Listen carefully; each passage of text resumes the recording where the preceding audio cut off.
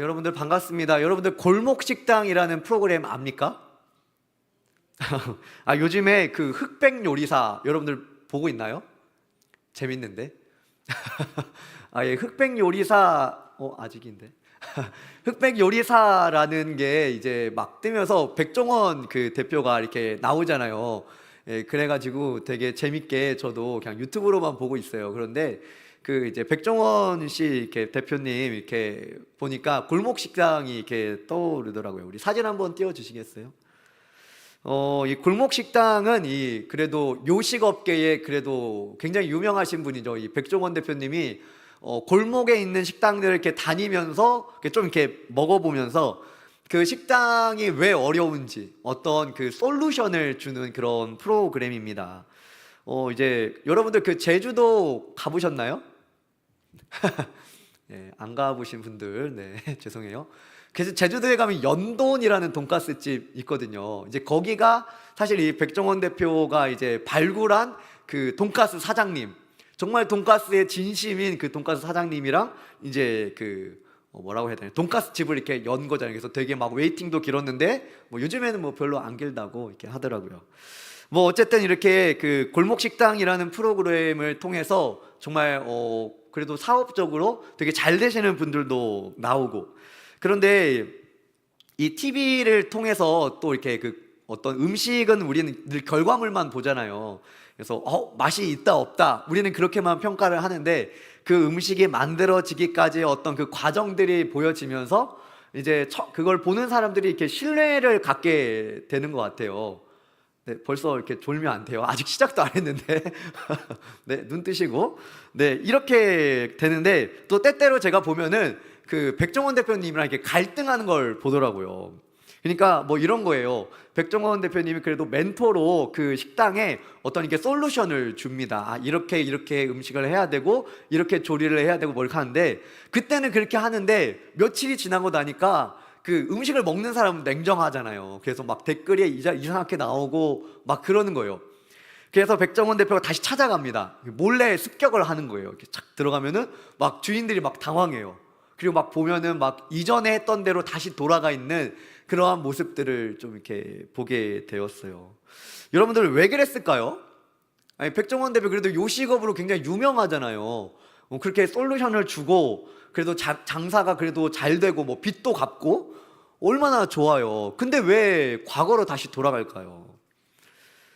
누가 봐도 사실 백종원 대표가 실력도 있잖아요. 그렇잖아요? 알아주는 분이고, 또 그런 그 가게 가면 백종원 대표랑 꼭 이렇게 사진 찍어가지고 딱 이렇게 뭐 했다, 뭐 이런 것들 이렇게 꼭 해놓으면서 그 솔루션대로 안 하는 그런 것들을 보게 됩니다. 그냥 제가 판단하건데, 뭐 제가 뭘 알겠습니까? 그런데 제가 판단하건데 아마 조금 더 편한 방법, 조금 더 쉽게 하고 귀찮은 거를 조금 안 하고 약간 이런 부분이 있었지 않았을까. 저는 사실 이 골목 식당을 보면서 멘토가 진짜 중요하구나. 그러잖아요, 여러분들. 누가 멘토가 되느냐에 따라서 막 빚이 막 쌓여 있다가 막 빚을 갚기도 하고, 갑자기 그냥 그런 골목 식당이 되게 유명한 식당이 되기도 하는 것을 보게 되었어요. 그리고 멘토의 말을 들으면 또 잘 되고, 근데 멘토의 말을 안 듣고 다시 돌아가면 또 식당이 또 그렇게 안 되는 것을 보게 됩니다. 여러분들은 어떻습니까? 청년들 여러분들에게는 멘토가 있습니까? 멘토.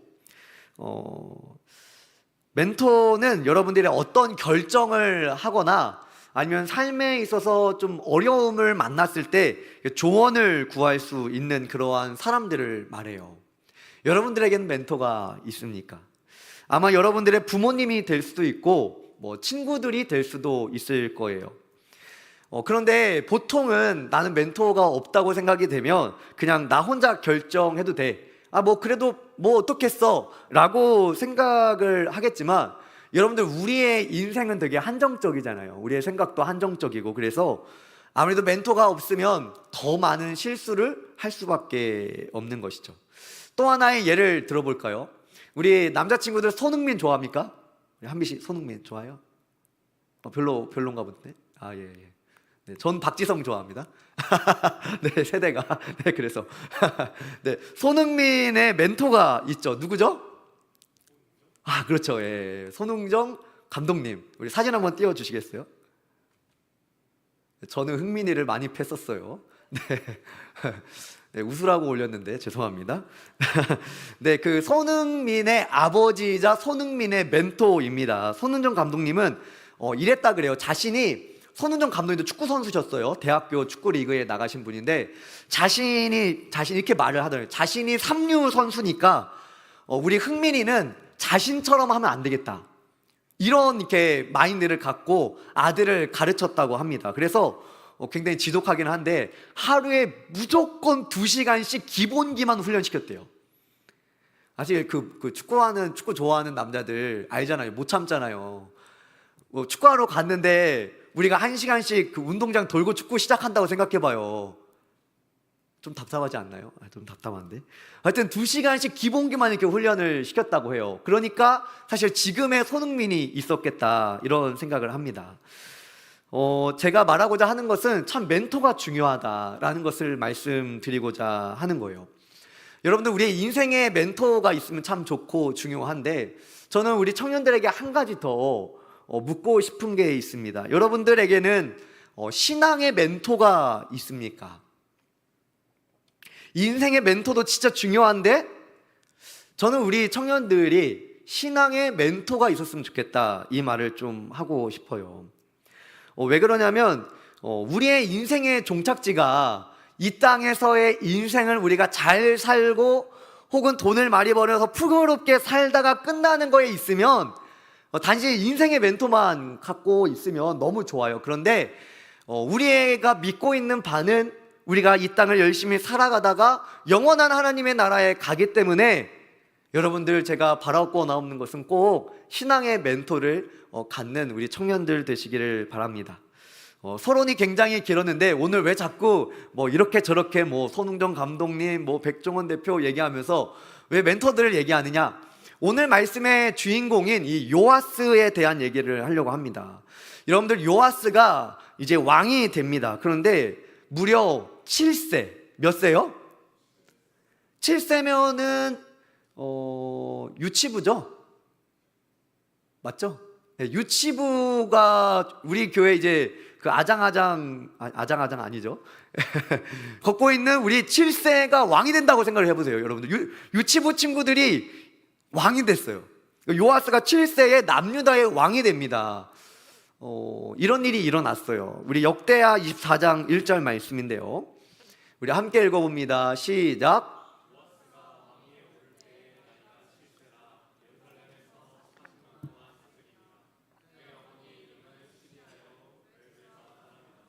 아멘. 여러분들 요아스가 7세밖에 되지 않았는데 한 나라의 왕이 됩니다. 여러분들 7세인데 무엇을 결정하고 무엇을 잘 판단할 수 있겠어요. 그런데 사실 요아스는 7세 이전에 더 힘든 일을 당해요. 열왕기하 11장 1절로 3절의 말씀인데요. 우리 함께 읽어봅니다. 시작. 아하시아의 어머니 아달랴가 그의 아들이 죽은 것을 보고 일어나 왕의 자손을 모두 멸절하였으나 요람의 왕의 딸 아하시아의 누이 여호세바가 요아스를 왕자들이 죽임을 당하는 중에서 빼내어 그와 그의 유모를 침실에 숨겨 아달랴를 피하여 죽임을 당하지 아니하게 한지라. 요아스가 그와 함께 여호와의 성전에서 6년을 숨어있는 동안에 아달랴가 나라를 다스렸더라. 아멘. 아하시아 왕이 죽게 됩니다. 그러고 나서 아하시아의 어머니 아달랴가 이 나라의 패권을 장악하는 거예요. 이 패권을 장악하기 위해서는 이 아달랴가 했던 게 이 왕의 모든 후손들을 다 죽이는 거였어요. 그래서 모든 왕자들을 다 죽입니다. 그런데 그때 요아스만 겨우 빠져나와서 성전에 숨어 지낸 거예요. 그러니까 요아스는 엄청 태어나자마자, 그러니까 1살이면 거의 태어나자마자잖아요. 태어나자마자 성전에서 자신의 목숨을 위해서 숨어 지낼 수밖에 없었던 거예요. 그리고 6년이 지나고 아달랴가 죽은 그 7년째에 왕이 되었다라는 것입니다. 이 요아스의 유년 시절이 참 어려웠을 거고 굉장히 상처가 많을 거라 이런 생각을 합니다. 아마 요아스가 그 성전에 숨어 있는 것을 발견했으면 아달랴가 언제든지 군대를 몰고 와서 요아스를 죽였을 거예요. 크게 소리도 내지 못하고 어렵게 살아가는 것입니다. 이러한 혼란한 인생 가운데 요아스는 좋은 멘토를 만나게 돼요. 어떤 멘토냐면 여호야다라는 제사장입니다. 이 요아스가 그 어린 나이에 이 여호야다의 그 부부, 이 여호야다 부부 아래서 이렇게 자라게 됩니다. 이렇게 요아스는 이 여호야다 제사장의 멘토링 안에서 하나님 안에서 정직하게 살아갑니다.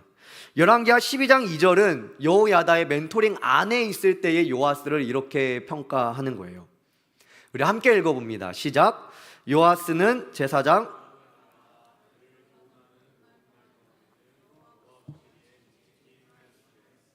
아멘. 요아스가 어떤 사람이었다고요? 정직한 사람이었다라는 거예요. 누구 앞에서? 하나님 앞에서. 이 여호야다의 멘토링 때문인지 이 요아스가 했던 그의 그 40년 정도의 그 왕으로 다스리는 그 시절 가운데 가장 중요한 행적 중에 하나는 성전을 보수하는 일이었습니다.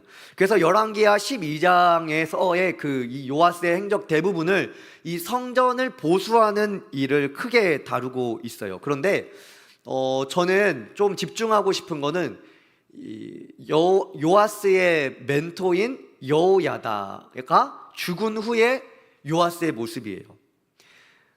여호야다가 이 왕인 이 요아스와 평생을 함께 할 수 없었습니다. 그래서 2절 말씀에서도 그 뉘앙스가 이 여호야다가 교훈하는 모든 날 동안에는 요아스가 정직하게 행하였다라고 말씀하고 있는 거예요. 그러니까 이 2절 말씀 뉘앙스에 이 여호야다가 살아있는 동안에는 그들이 정직했는데 죽은 후에는 그가 조금은 변했음을 말해주고 있어요. 심지어 이 여호야다가 죽은 후에 요아스의 행적을 이 역대하 24장 17절 18절은 이렇게 또 말씀합니다. 우리 또 읽어봅니다. 시작. 여호야다가 죽은 후에 유다 방백들이 와서 왕에게 절하매 왕이 그들의 말을 듣고 그의 조상들의 하나님 여호와의 전을 버리고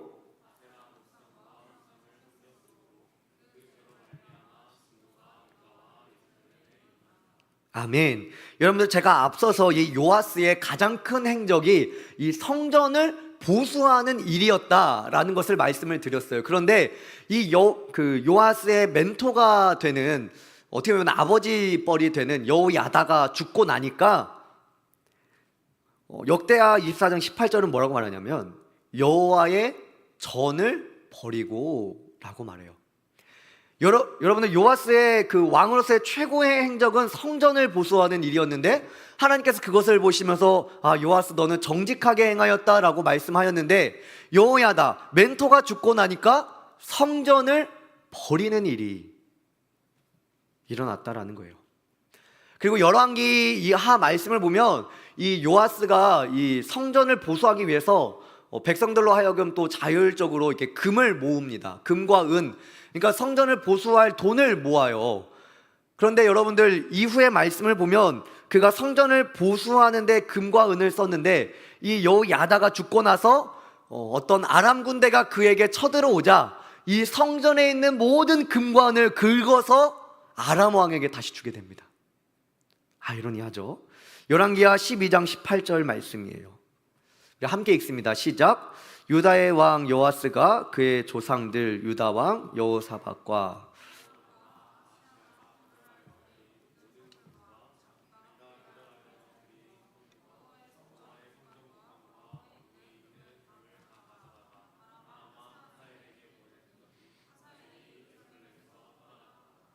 아멘. 멘토가 죽었습니다. 그리고 어떤 이렇게 분별을 할 수 없는 때일 수도 있겠죠. 위기를 맞았어요. 그의 인생의 평생에서 하나님께 정직하게 행하였다라고 칭함받을 수 있었던 이 성전을 보수하는 데 들었던 모든 금들을 다 긁어 모으는 거예요. 성물과 구벌하여 드린 성물과 성전 곡관과 왕궁에 있는 모든 금을 가져다가 아람 왕 하사엘에게 줘버린 거예요.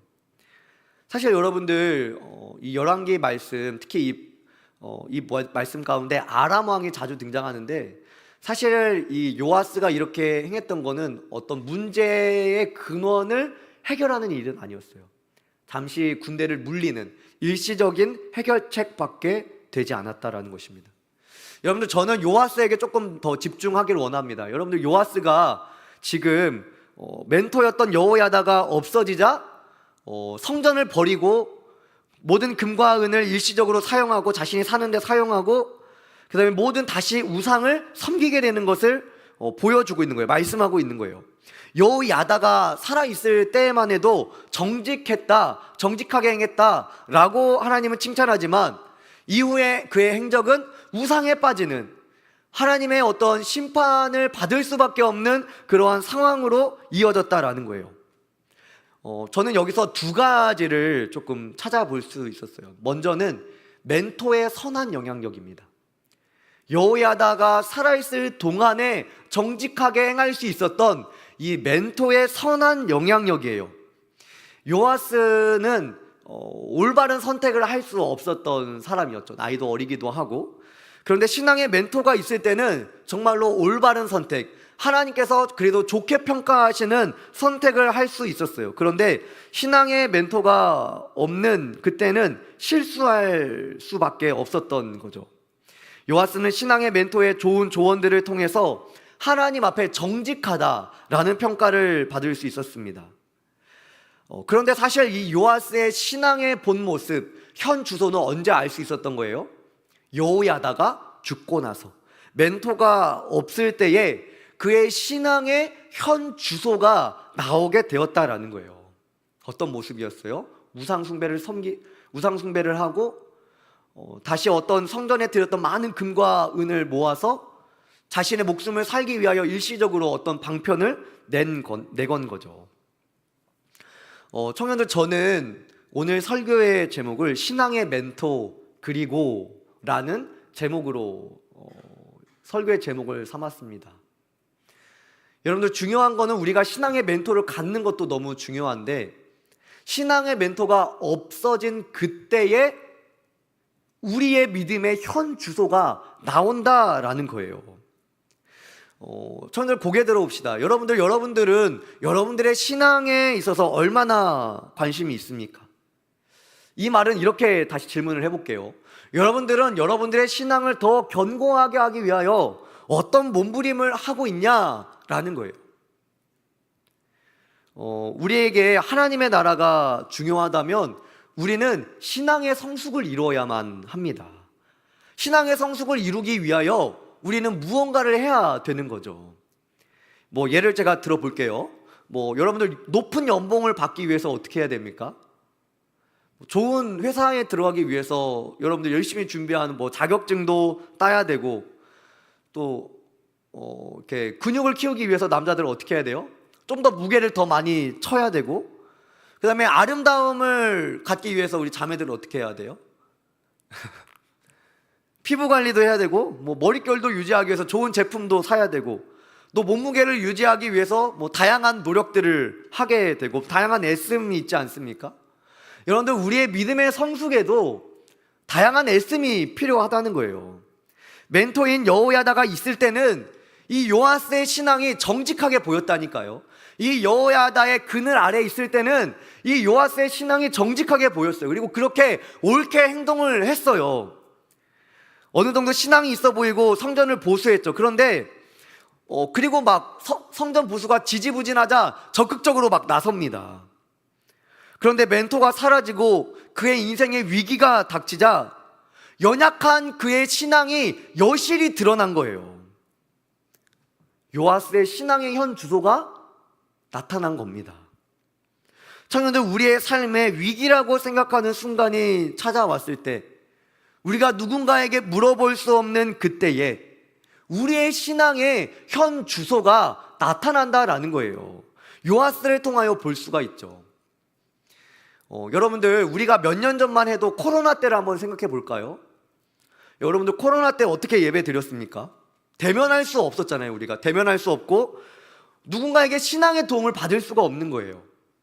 목사님을 만나기도 어렵고 뭐 이렇게 리더와 간사분들도 만나기도 어려운 그러한 시기를 우리가 지났잖아요. 그러면서 우리는 우리 스스로 신앙에 있어서 굉장히 경각심을 느꼈을 거예요. 아, 이렇게 하다가 나의 신앙이 정말 어떻게 되는 거지? 라는 경각심을 느끼게 되었죠. 왜냐하면 나 스스로 뭔가를 이렇게 은혜 받을 수 있는 뭔가를 하기가 어려웠던 시기였고, 또 누군가를 만나서 케어를 받을 수 없는 그러한 상황이었기 때문이죠. 그런데 우리가 코로나가 끝나고 대면이 시작됐습니다.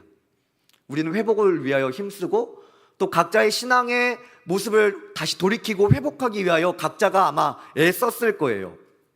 그런데 제가 요즘에 조금 보니까 위기가 조금 지나고 시간이 지나가니까 우리가 다시 은혜를 사모하기보다는 좀 편하고 좀 익숙한 거에 자꾸만 젖어들려고 하는 모습들이 생기기 시작하는 것 같아요.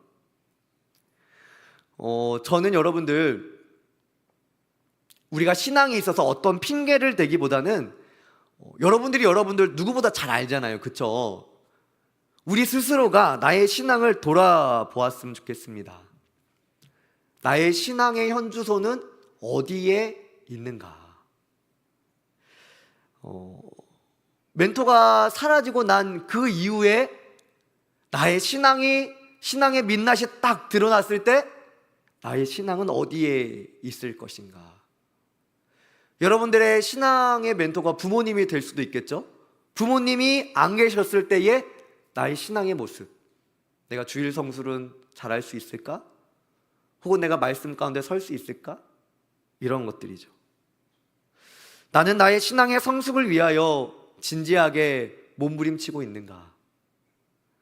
저희들 오늘도 우리가 이 자리에 나와서 예배할 수 있는 것은, 우리가 신앙을 이 정도로 유지하고 있는 것은 나를 위하여 중보기도 하고 있는 누군가의 기도 때문이에요. 여러분들 그거 아십니까? 여러분들이 알든 모르든 누군가가 나를 위해서 기도하기 때문에 우리가 우리의 신앙을 이 정도로 유지하고 있는 거예요. 혹은 나를 붙잡고 있는 공동체, 그리고 가장 중요한 성령님께서 여러분들을 지탱하고 계시기 때문에 우리가 이 정도의 신앙을 유지하며 살아갈 수 있는 거예요. 그런데 어느 순간이 되면 우리가 이런 것에서 벗어나 우리의 신앙의 민낯, 어떤 중요한 선택을 해야 되는데 신앙적으로 정말 물어볼 수 없는 그러한 시기가 찾아올 수 있다는 거예요.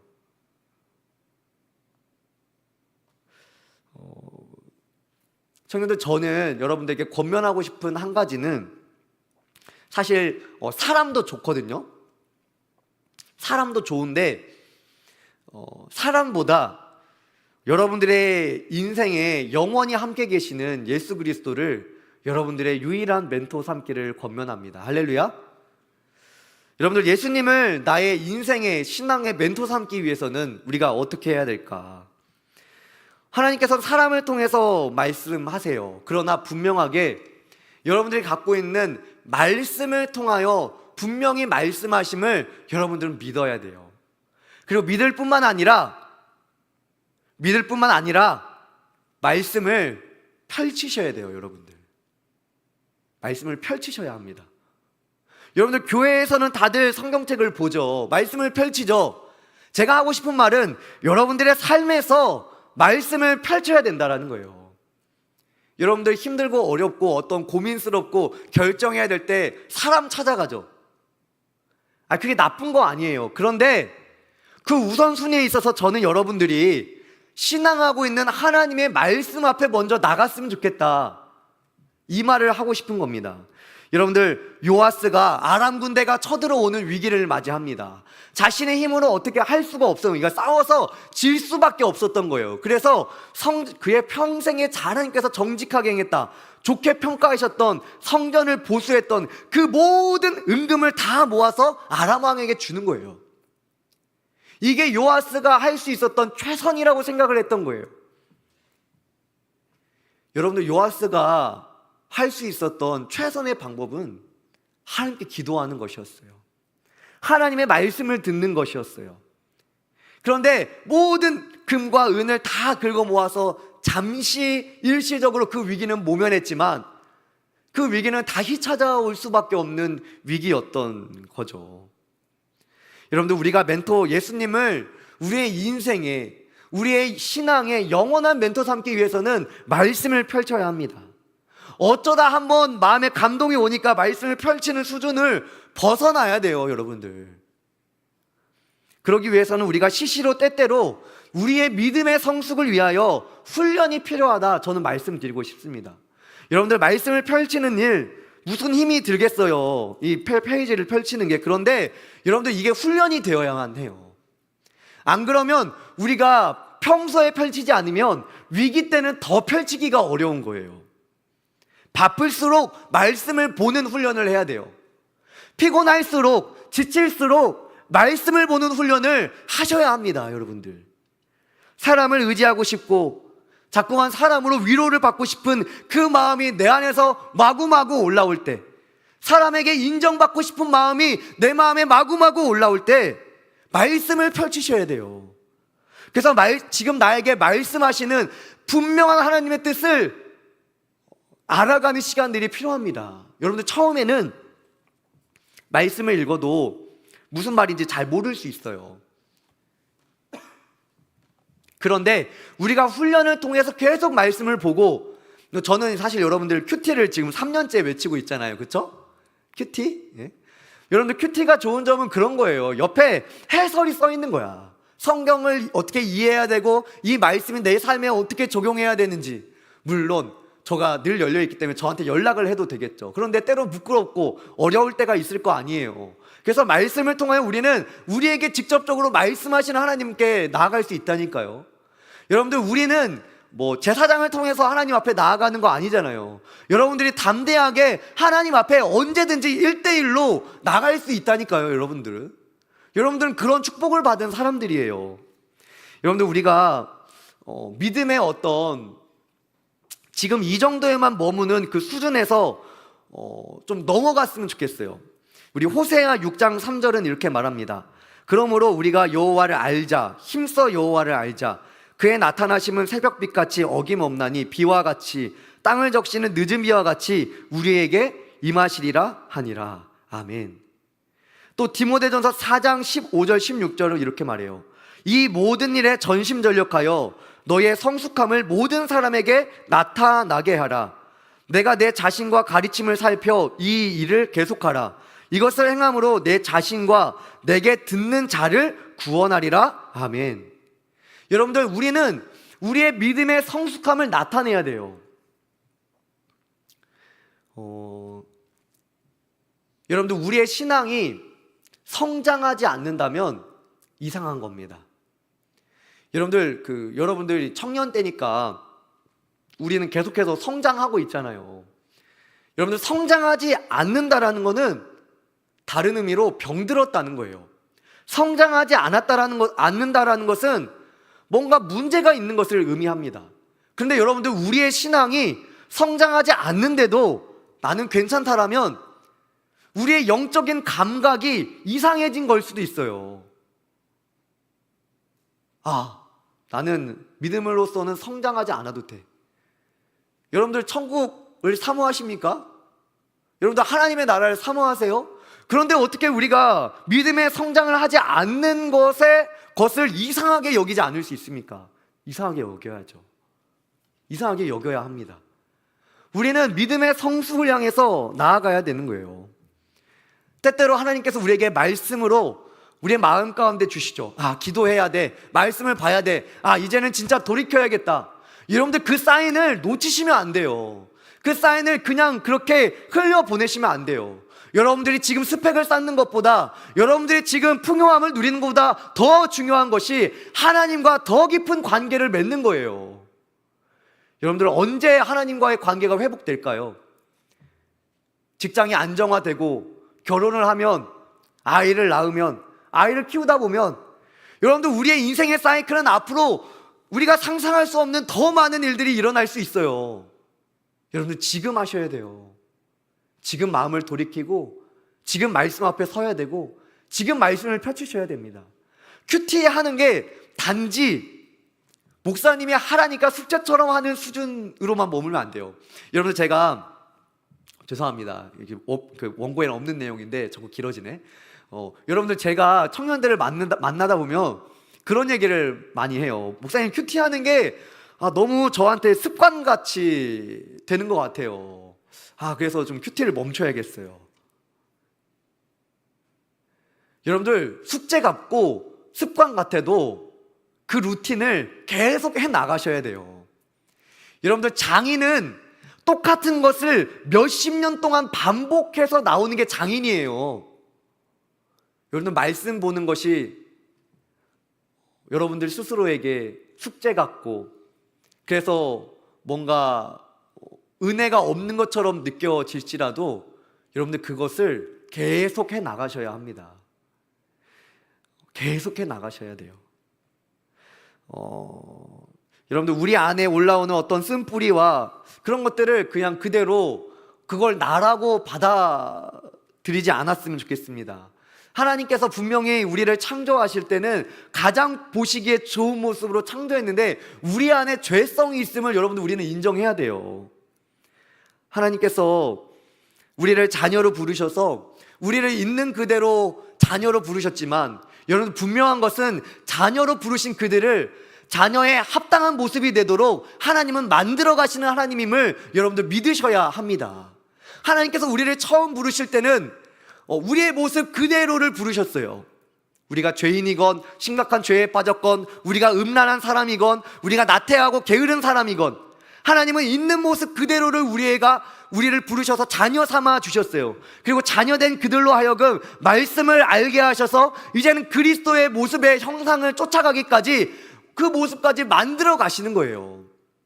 성화라고 하는 거예요. 여러분들, 말씀을 펴서 그분을 따라가시기 바랍니다. 우리가 하루에 SNS 몇 시간 할 시간은 있으면서 말씀 한번 펼칠 시간이 없다라면 여러분들, 회개하셔야 돼요. 친구와 만나서 몇 시간을 보내는 것은, 시간이 어떻게 이렇게 금방 가냐, 우리 집에 가서 가는 길에 또 통화해? 6시간 만나서 얘기했는데 또 들어가는 길에 통화하는데 시간은 있으면서 주님을 만나기에 시간을 못 내고 있다라면 여러분들, 우리는 회개해야 돼요. 회개해야 돼요. 이거 심각한 거예요.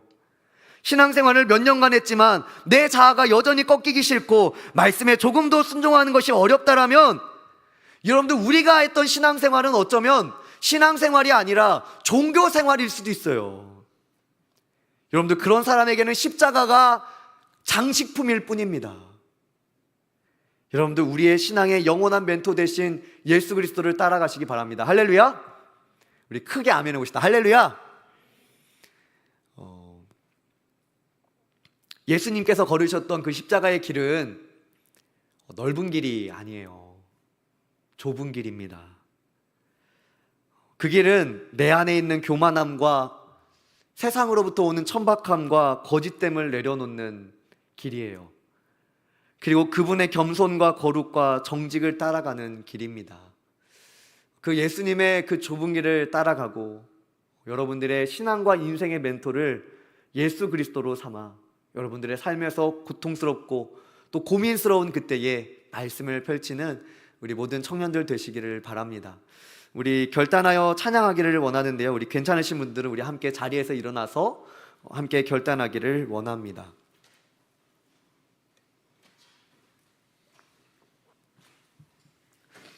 여러분들, 우리가 인생과 신앙의 멘토를 누구를 삼느냐에 따라서 많은 시간을 허비해 버릴 수도 있어요.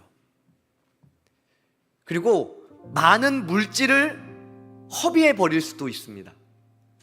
여러분들, 백종원 씨를 봐보세요. 제가 보면은 백종원 씨의 멘토를 통해서 많은 빚을 갚는 사람들도 있더라고요. 멘토가 정말 중요하다는 거예요. 그냥 여러분들, 없어도 돼 라고 생각하지 않았으면 좋겠어요. 오늘날 너무 개인주의 시대가 사실은 이렇게 많다 보니까 우리는 공동체를 이루고 있는데 어떠한 부분에 있어서는 개인적인 그것을 내려놓지 못하더라고요. 여러분들, 예수님 앞에 모든 것을 아뢰어 보세요.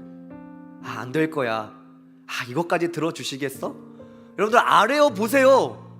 예수님 앞에 아뢰어 보십시오. 예수님을 여러분들의 유일한 신앙의 멘토 삼아 살아가는 우리 청년들 되었으면 좋겠습니다. 오늘 우리가 함께 결단하여 찬양했으면 좋겠는데 우리의 기도라는 찬양이에요. 조금은 어색할 수도 있는데 이 찬양의 가사를 잘 생각하면서 우리 함께 찬양합시다.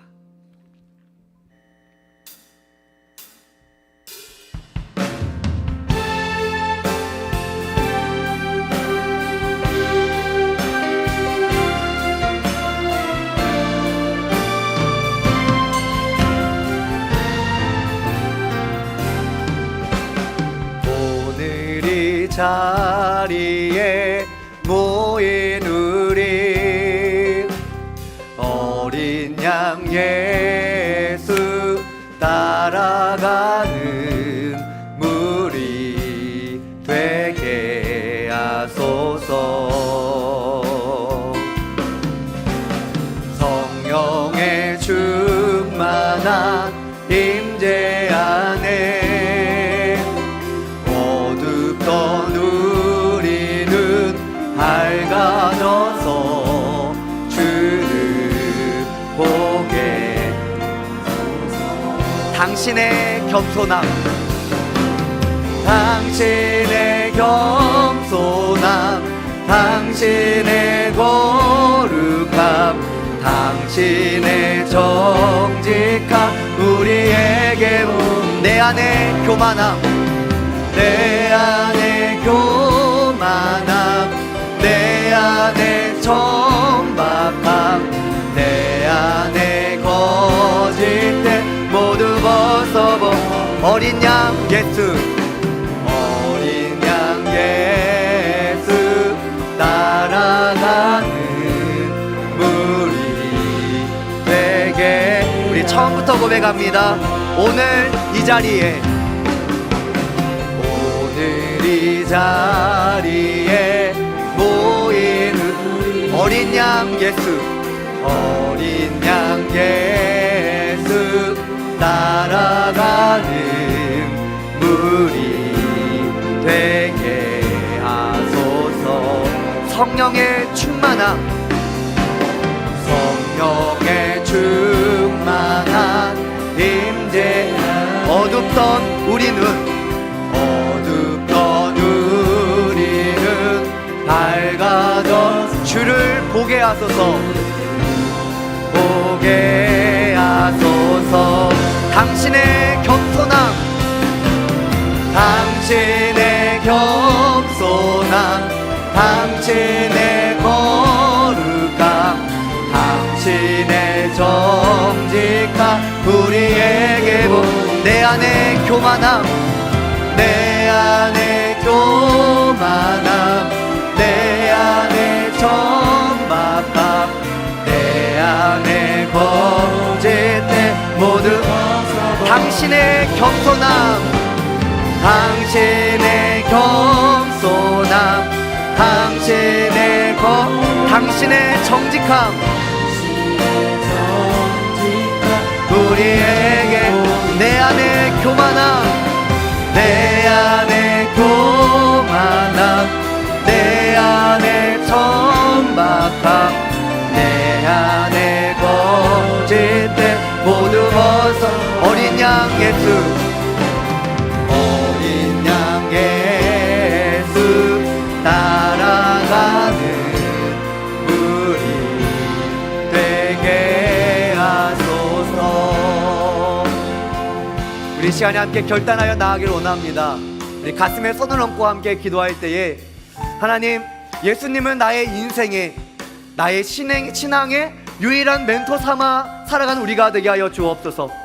신앙의 성숙에 멈춰있는 수준에 머물지 않고 계속해서 성숙으로 나아가는 우리들 되게 해달라고 우리 시간에 함께 결단하여 기도합니다. 하나님 아버지, 주님 감사합니다. 하나님, 그렇습니다. 내 안에 교만함, 내 안에 거짓됨 때문에 하나님, 우리가 말씀을 찾아보기보다는 하나님 다른 것을 의지하고 다른 것을 찾았던 하나님, 예수 그리스도를 유일한 우리의 멘토 삼아야 됨에도 불구하고 하나님, 그것이 중요한 데를 알면서도 하나님 사람을 찾거나 다른 것을 찾았던 하나님 우리의 모습들을 돌아보게 됩니다. 하나님 요아스 왕은 하나님 여호야다 자신의 멘토가 살아있는 동안 하나님께 정직하다라는 평가를 받게 되었지만 하나님 멘토가 사라졌을 때 우상에 빠질 수밖에 없었던 그의 모습을 돌아보며 우리의 신앙의 멘토가 얼마나 중요한지 돌아보게 됩니다. 주님, 이 시간에 우리의 마음 가운데 성령의 충만함으로 역사하여 주셔서 우리의 인생과 우리의 신앙의 유일한 멘토가 되어 주옵소서. 우리가 우리의 삶에서 말씀을 펼치며 나아갈 때에 하나님 말씀 가운데 우리에게 말씀하여 주옵소서. 그분의 겸손함, 그분의 거룩함, 그분의 정직함을 우리가 따라간 우리들 되게 하여 주옵소서. 넓은 길, 사람들이 많이 그렇게 하던 것을 따라가는 것이 아니라 지금 우리에게 말씀하시며 우리에게 어떤 분명한 뜻을 갖고 계시고 계획을 갖고 계시는 그 하나님의 뜻 안에 들어갈 때에 때때로 우리에게 찾아오는 어려움의 분명한 이유를 알게 되며 그 가운데 하나님의 마음을 알게 되는 귀한 은혜로 하나님 역사하여 주옵소서. 하나님, 우리가 우리의 뜻과 우리의 생각으로만 판단하지 않기를 원합니다. 우리의 교만함을 내려놓길 원합니다. 주님을 우리의 유일한 멘토 삼아 하나님 말씀에서 우리가 해답을 찾으며 나아가는 우리를 될 수 있도록 주님 붙잡아 주옵소서.